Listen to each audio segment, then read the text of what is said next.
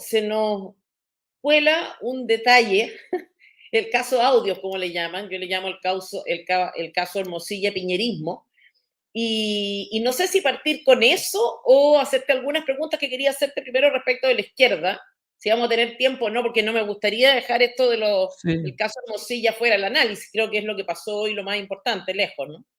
O sea, que yo creo que depende, o sea, este caso de Hermosilla es un caso que yo creo que la gran pregunta, esta es una crisis que uno podría caracterizar como encapsulada en principio, es una crisis grande, con mucho impacto, con muchos actores metidos en la escena, pero que en rigor se quedó en Hermosilla durante los primeros meses y se quedó ahí, no salió de ahí. Esas crisis a veces nunca salen y quedan encapsuladas. Y de repente se mueve algo, pasa algo, y entonces viene un efecto contagio. Las crisis tienen un efecto contagio importante, que depende de ciertos movimientos, de ciertos cambios en el estado de la situación. Yo digo siempre que al final del final, para efectos de análisis político, institucional y de empresas incluso, la sociología, las ciencias sociales son estudios de resistencia materiales, en el fondo. Cuánto aguanta cada cosa. Y, y claro, hasta el momento el sistema aguantaba porque todo era Hermosilla. Hermosilla Sauer, Hermosilla aquí, Hermosilla allá, pero era Hermosilla. Vía Chadwick el asunto se puede complicar, pero todavía no se complica, todavía no salta realmente.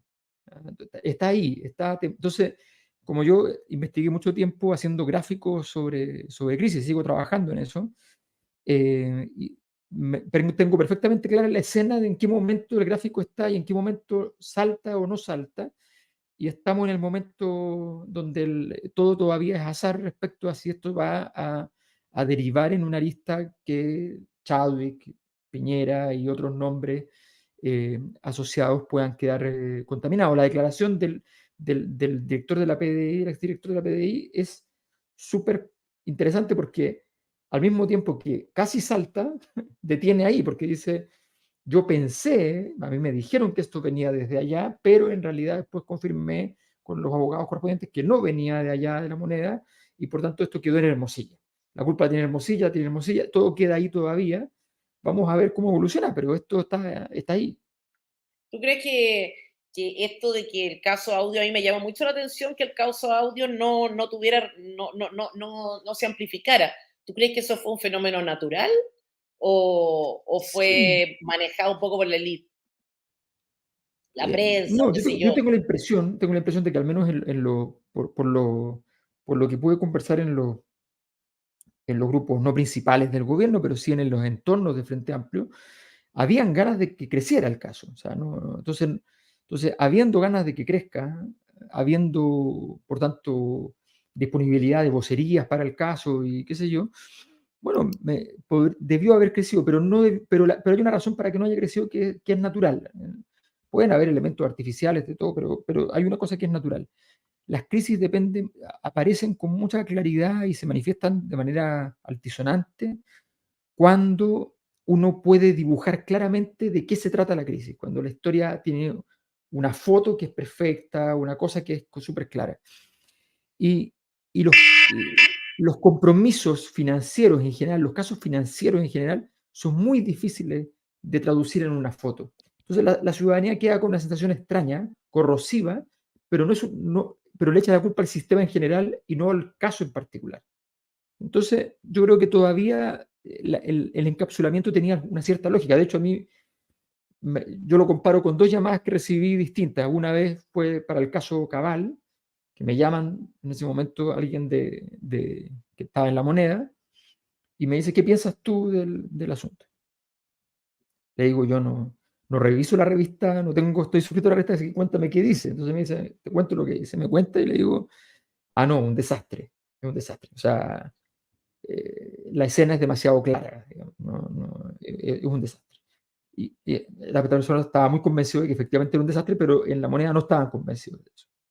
Y aquí, contrario censo, yo vi gente del mundo de Frente Amplio que estaba muy convencido de que esto iba a ser más grande que el caso Penta, digamos. Y Mm. yo les digo, me parece que va a estar encapsulado, salvo que pase algo. Y ahora estamos viendo si pasa algo, pero yo tengo la impresión de que todavía el encapsulamiento ha resistido, es bien notable. obviamente hay acciones para eso, pero también hay una condición natural del fenómeno. Yo estaba viendo hoy día o sea, estaba revisando el Mercurio, ¿ya? El Mercurio desde el día viernes en adelante, ¿ah? ¿Ya? Entonces, yo tenía, por ejemplo, una nota del 17 de marzo, en que en 12 párrafos de la noticia a propósito de esto, se menciona solo una vez a Luis Hermosilla, como además condicional. ¿Ah? Él podría haber sido el destinatario, eventualmente, Luis Hermosilla. No se hace en esa primera nota, que es el domingo. El domingo, esta noticia, si no Sí. me equivoco, explotó el viernes. En esa nota tampoco hay ninguna transcripción de las conversaciones, que también es raro.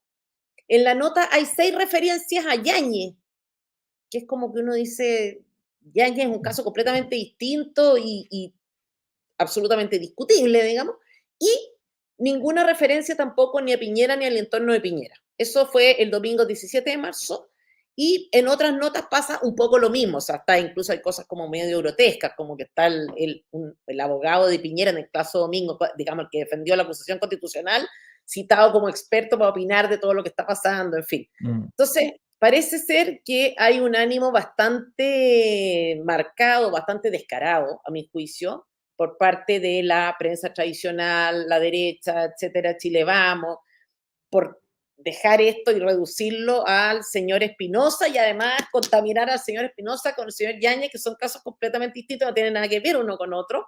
Entonces yo Mm. creo que hay una lucha acá frenética para poder frenar esta cuestión, y no sé si eso les va a resultar, pero me preocupa ver también a una izquierda muy callada al respecto y me hace sospechar.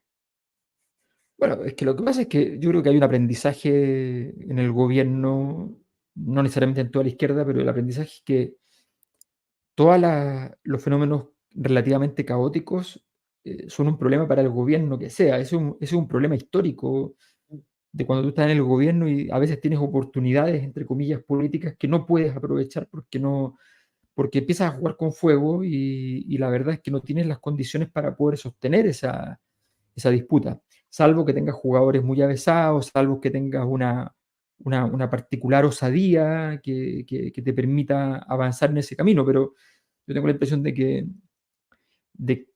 que hay efectivamente una cierta restricción para que yo creo que además probablemente va a significar alguna clase de diferencia importante dentro del clima del Frente Amplio en particular. O sea, yo creo que ya hay un sector que está crecientemente más crítico respecto al Frente Amplio gobierno eh, y que plantea sus necesidades de defender el territorio propio eh, versus el pragmatismo del presidente Boric. Esto es lo típico donde los dos casos, me recuerda muy claramente el caso Jovino Novoa Longueira, la disputa Jovino Novoa Longueira, cuando estaba el tema aparecen los primeros temas sobre las empresas que cometieron actos de lucro, digamos, de ganancias, pero ganancias basadas en actos o antiéticos o directamente ilegales. Y en ese momento habían dos tesis en la derecha. Una era la tesis de Longueira que decía, mira, hay que entregar un par de malos para que la gente confíe en nuestro sistema. Eh, y, y te marcar una línea divisoria. Y la respuesta de Jovino Novoa era, mira, si tú corres la línea se va a seguir corriendo. Entonces van a seguir cayendo otros y otros y otros y no vas a poder pararlo. Y los dos tienen razón. Entonces, en este caso, desde el punto de vista teórico, porque en la aplicación creo que los dos lados lo han hecho pésimo en el caso del gobierno y el Frente Amplio, pero en términos teóricos los dos tienen razón. O sea, efectivamente, el gobierno tiene que ser pragmático y tiene que evitar que haya demasiado caos alrededor. Y el Frente Amplio dice, oye, pero después me vienen elecciones y yo tengo que tener algo, tengo que haber defendido algo de los muebles.